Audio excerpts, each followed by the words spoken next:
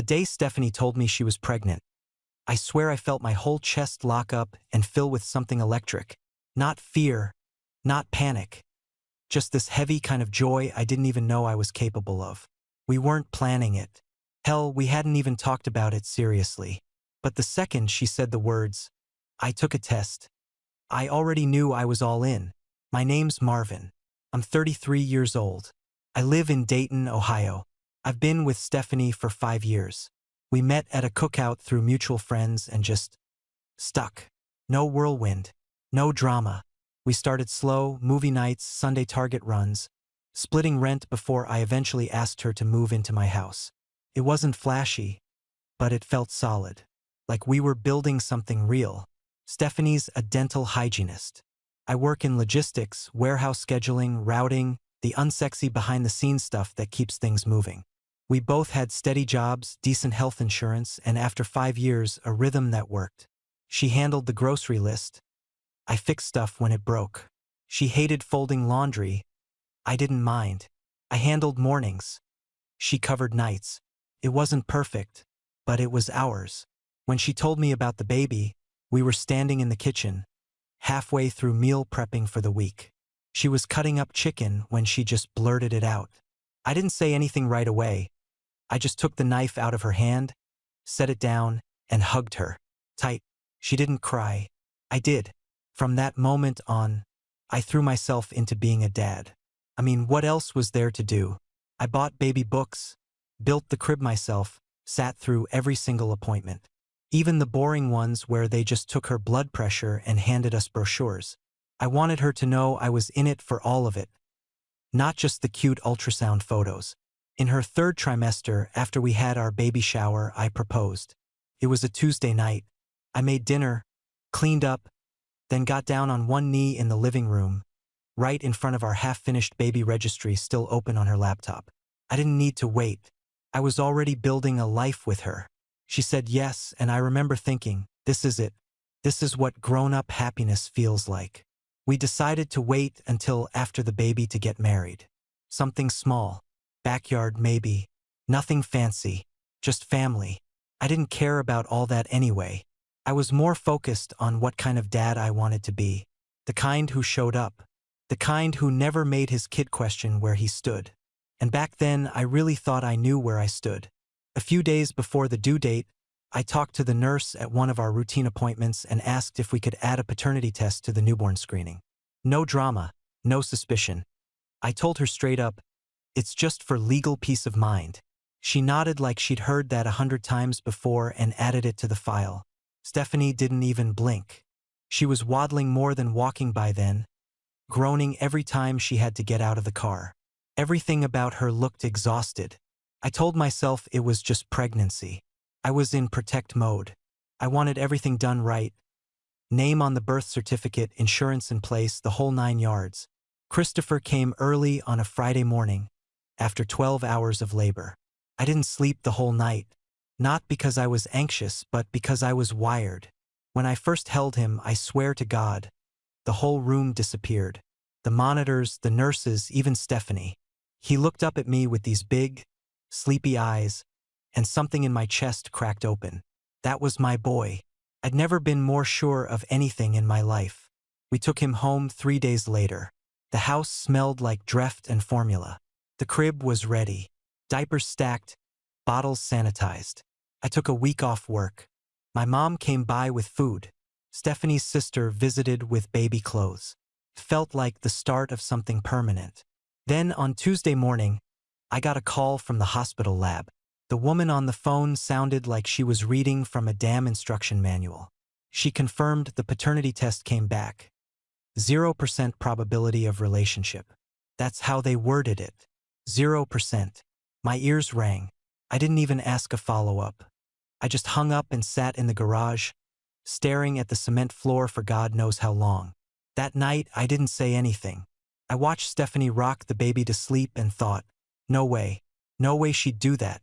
Not to me. Not after 5 years. Not after everything we'd built. But the next morning, I laid the envelope on the kitchen table. She looked up from her coffee. What's this? Hospital lab. Paternity results. Her face barely changed. Why would you do that? For legal reasons, I said, keeping my voice steady. I needed to be sure. She didn't even reach for the paper. Marvin, that's crazy. He looks just like you. No, he doesn't, I said. I got the call yesterday. I'm not the father. She stared at me like I just accused her of murder. That can't be right. It's from the same hospital you delivered at. Same blood draw. Same tests. It's not wrong. Her hands were shaking. She stood up and started pacing. Okay, maybe they mixed it up. Hospitals screw things up all the time. That doesn't mean. Stephanie. I stood too. Tell me the truth. She stopped pacing. I don't know what to say. Yeah, you do. Say it. I didn't plan this, she snapped. It just happened. I made a mistake. I slammed my hand on the table so hard the coffee spilled. When? She flinched. I don't know, Marvin. It was once. Around that time. It didn't mean anything. Oh, it meant enough to get you pregnant. She sat back down, wiping at her face like she couldn't believe this was real. I thought it was yours. I really did. I hoped. You hoped? I repeated, my voice flat. So you gambled. She didn't say anything, just looked down at the table, tears hitting the wood like she was the victim here. I took a deep breath, trying not to lose it. Take your stuff and go. What? I'm done. I don't care if you meant it or not. You lied by omission, and now you expect me to raise a kid that's not mine. We can still be a family. We're not a family, I snapped. We never were. She broke, full-blown sobbing. I didn't want to ruin us, Marvin. I didn't tell you because I didn't want this. I pointed to the door. Then maybe you should have kept your legs closed instead of keeping secrets. That shut her up. Her face went pale, jaw clenched. She got up and walked to the bedroom without another word. An hour later, I heard the door shut behind her. The only thing left was the baby's bottle still warming on the counter. I didn't touch the bottle. I turned the stove off, dumped the formula in the sink, and just stood there for a minute. The silence hit different now. No crying, no footsteps upstairs, no random humming from Stephanie while she folded towels. Just stillness. And I didn't feel peace. I felt hollow. By the end of the week, word got out that the engagement was off. People started texting. My cousin Nate called and said, "You all right, man?" Friends from work asked if we postponed the wedding. Stephanie's mom even left me a voicemail saying she was praying for us. I didn't explain. I just said we weren't compatible. That's it. No one needed to know I'd been played like a fool. Let them think we just drifted apart. That was easier than walking them through how I'd held a baby that wasn't mine while the woman I loved smiled like everything was okay. The first night alone in the house, I couldn't sleep. I just lay there staring at the ceiling fan spin like it could change something if I watched it long enough. Around 3 a.m., I walked into the nursery and stood in the doorway. The walls were still blue, diapers still in the corner, little man sign still hanging over the crib. I pulled it all down the next day. Every piece. The decals, the shelves, the name blocks, the baby monitor, everything. I stripped it down to blank walls and bare floors. My hands were shaking the whole time, but I didn't stop. I needed the room to stop reminding me of what I almost became. Her stuff was already gone. She didn't leave anything behind but a half-empty bottle of shampoo in the shower and one sock under the bed that I tossed without thinking. But she was still in that house. In the way the couch cushion sloped on her side. In the grocery list magnet still stuck to the fridge. In the stupid reusable shopping bags she made me keep in the car. I kept walking into moments that felt like her. We used to argue over the thermostat. She hated the cold. I liked it freezing.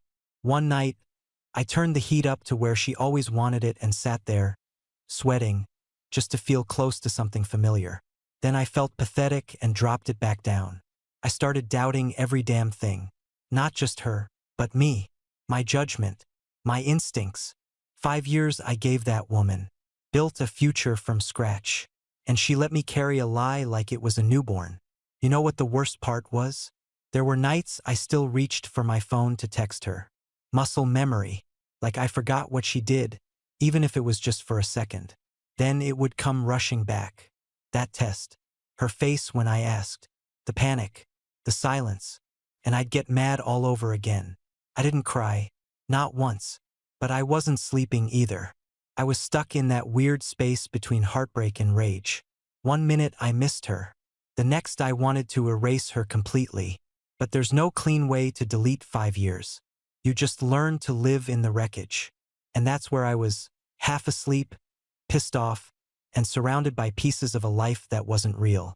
I was sitting in the garage, scrolling through my phone like a zombie, half thinking about finishing the drywall patch I'd started 2 weeks earlier and never touched again.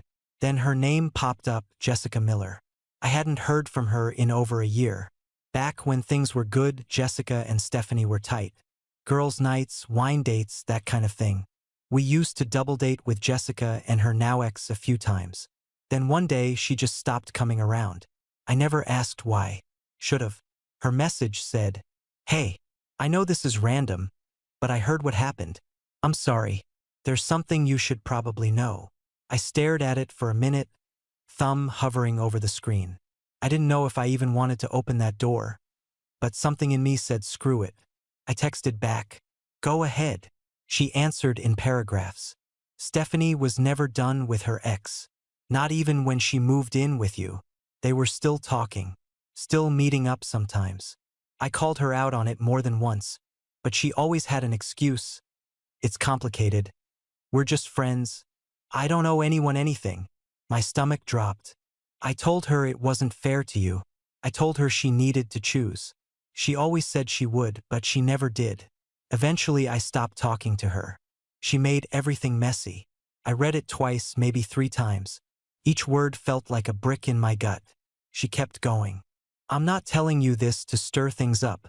I just figured you deserved the truth. I didn't know about the baby stuff until after. But the cheating? It wasn't just once." I leaned back in the chair, phone resting on my thigh, just staring at the rafters.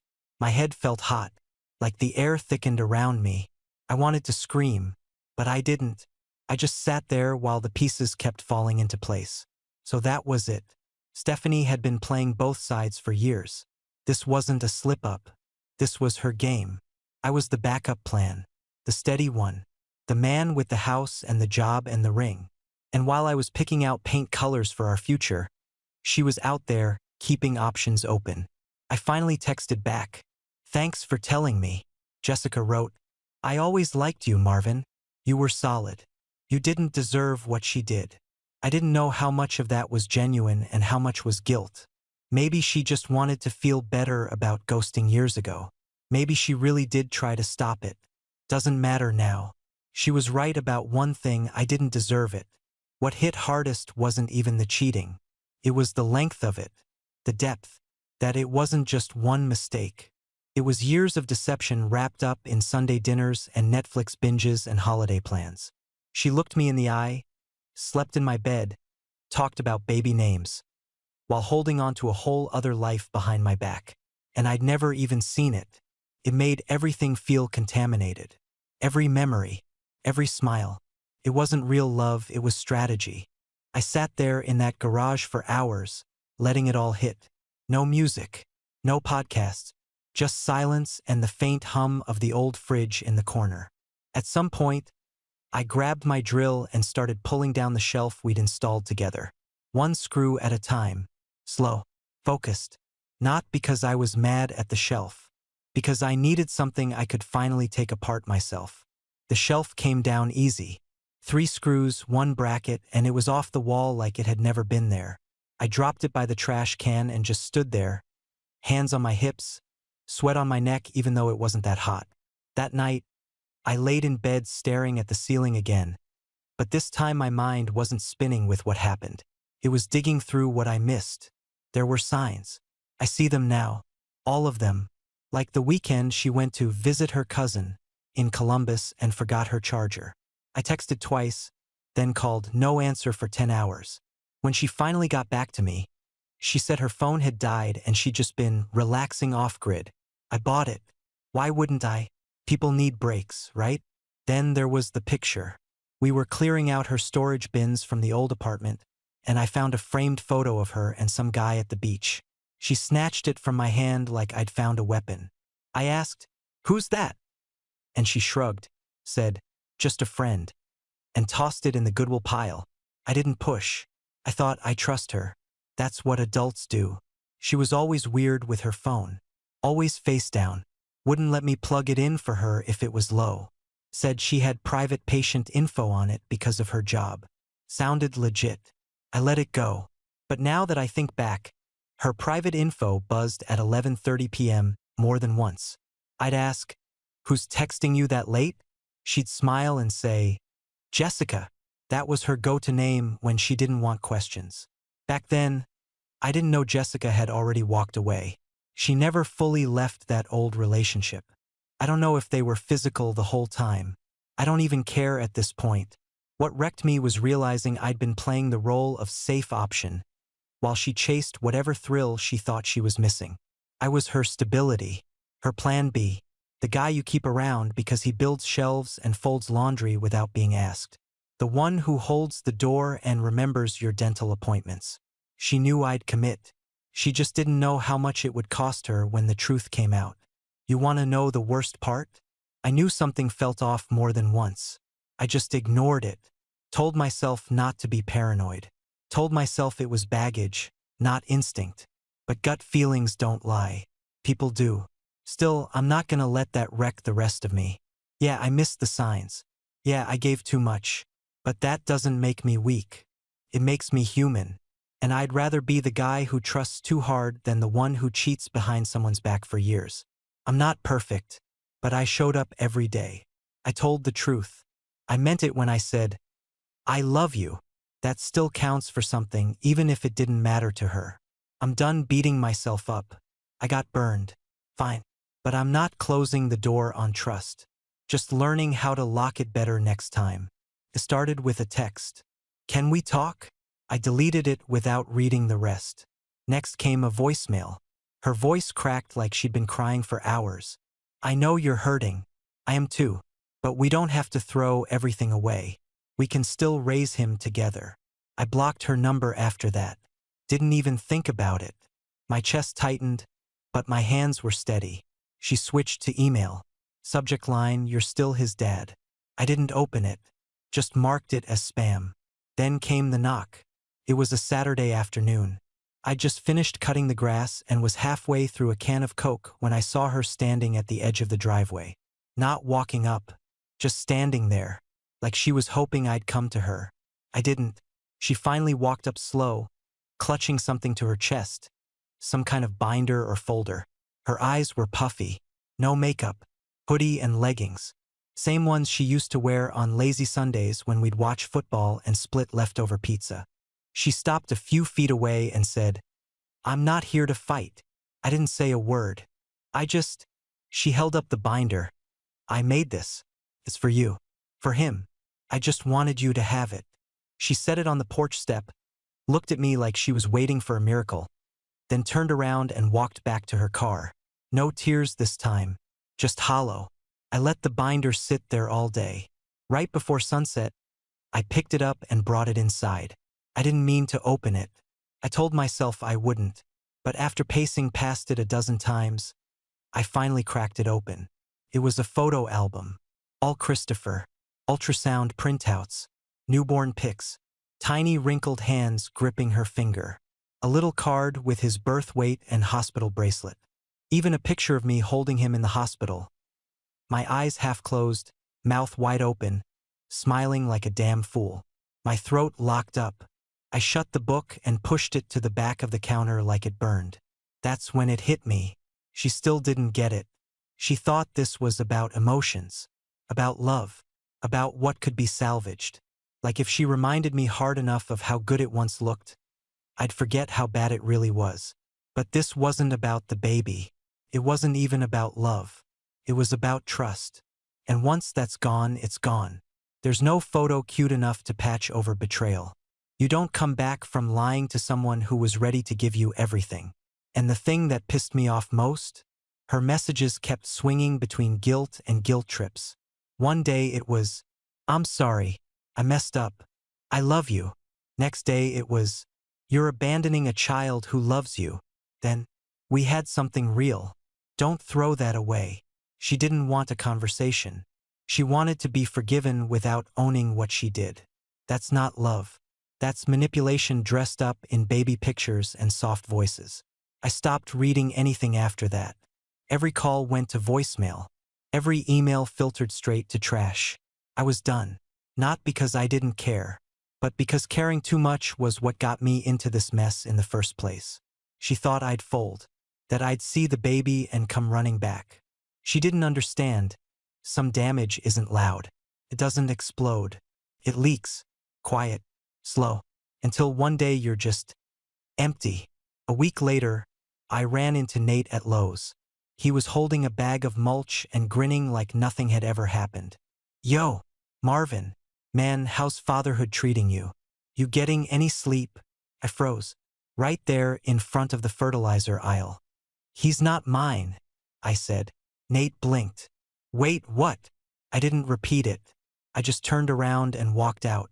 The whole ride home, my hands were shaking. Not because I said it, but because I'd held it in so long. Everyone had been dancing around it, tiptoeing like I was just dealing with normal heartbreak. But this wasn't some breakup. It was a blindside, a bomb. And every time someone smiled and said, "Bet the baby's getting big now," it was like swallowing glass. That night, I signed up for therapy. Not for her. Not for closure. For me. Because I didn't trust anything anymore. My judgment, my instincts, my own damn voice. I needed to stop running in circles with it all. The therapist was a guy named Daniel. Mid-40s, soft-spoken, no nonsense. First session, he said, "What do you want to get out of this?" I told him straight up, "I don't want to feel stupid anymore." He didn't flinch, just nodded. That's fair. We talked about betrayal, about how people compartmentalize things when they want two lives at once, about masks, about how some people wear them so well, even they start to believe the lie. He asked if I'd seen signs. I told him yes. I told him I ignored them. Why? He asked. Because I wanted to believe she loved me. He sat with that for a second, then said, "You weren't wrong for trusting someone. She was wrong for abusing it." That hit. It didn't fix anything, but it gave me language for the storm in my head. I kept going back, week after week. Some days I had nothing to say. Other days I ranted until I lost track of time. But every session made it a little easier to breathe. I wasn't healing, I hated that word. But I was finally getting a grip on what really broke. And it wasn't just the relationship. It was the part of me that used to believe I could spot a liar. The part that thought love had rules. That if you gave it everything, it would give something back. That's gone now. But I'll tell you this. I'll never ignore my gut again. I don't care how steady someone looks. If something feels off, I'll pay attention. I won't explain it away. I won't call it insecurity. I'll call it instinct. Because the last time I ignored it, I ended up planning a life with a lie. And I'm not doing that twice. I didn't want to sit in that story forever. So I started moving. First thing I did was text Nate. Told him I was free for a beer and didn't want to talk about her. He got it. We met up that night. Laughed about dumb work stuff. Swapped fantasy football updates. Didn't touch the topic at all. That's what I needed. Normalcy that didn't feel like tiptoeing through a minefield. I started staying later at work, too. Not because I had to, but because the noise helped. Forklifts, radios, guys shouting about freight delays. It was loud and chaotic and nothing like the silence at home. One of the warehouse guys invited me to play in a community softball league. I almost said no, but I showed up. First game, I struck out twice and tore a hole in my jeans sliding into second. Didn't care. I laughed harder than I had in months. That was the beginning of feeling like me again. A few weeks later, I saw Stephanie. I was walking out of a gas station on Main, and she was getting into her car across the lot. She looked thinner, tired. Her hair was up in a messy knot like she hadn't brushed it. She spotted me but didn't come over. We just stood there for a second, silent. Then she got in her car and drove off. And for the first time since this whole thing started, I didn't feel a damn thing. No anger, no sadness, no fantasy about her begging or apologizing or explaining more. Just nothing. Later that night, I noticed she'd sent one more message. Just her name in the subject line. No preview text. I hovered over it, then hit delete. Didn't open it. Didn't flinch. She had her chance. That chapter's over. The next day, I pulled everything out of the nursery. Again. This time with a purpose. I painted the walls slate gray. Bought a standing desk. Threw out the diaper caddy, the rocking chair, the lullaby machine. All of it. I replaced the little man sign with a framed print that said, "Keep showing up." That room had once been built for a lie. Now it was built for me. And that night I slept. No dreams. Number 3 a.m. pacing. Just 8 straight hours of solid, quiet sleep. Not because everything was fixed, but because I finally let go of trying to fix her. I didn't want revenge. I didn't need closure. I just wanted peace. And for the first time in months, I had it. Looking back, yeah, I missed things. A lot of things. The red flags weren't hiding. I just chose not to see them. That's on me. But I'm not gonna sit here and punish myself for being trusting. That's not a flaw. That's not weakness. That's who I was. Still who I am, honestly. The DNA test wrecked me. But it also saved me. Kept me from sinking even deeper into a life built on lies. From signing papers. From taking on a role that wasn't mine to carry. If I hadn't asked for that test, I'd still be in it. Changing diapers, saving for a future that never had a chance of being real. Jessica's message gave me even more clarity. It confirmed the worst part wasn't just what Stephanie did. It was how long she'd been living a double life. I don't need the full play-by-play. I don't need receipts. I know enough. That's all I ever needed to move on. People wear masks. Some wear them so well you forget to look underneath. But I see it now. And next time, if there is a next time, I'm looking closer. I'm open to love again. I haven't shut that door. But I'll walk in with my eyes up, not down. No more explaining away weird answers. No more mistaking comfort for honesty. If something feels off, I'm checking it. Every time. I know what I bring to the table now. I'm not a placeholder. I'm not the backup. I'm the guy who builds, commits, shows up. The guy who meant it. The guy who stood in the delivery room and still stood tall after everything fell apart. I walked away from something fake. And let me tell you, that felt way better than clinging to something that was never real.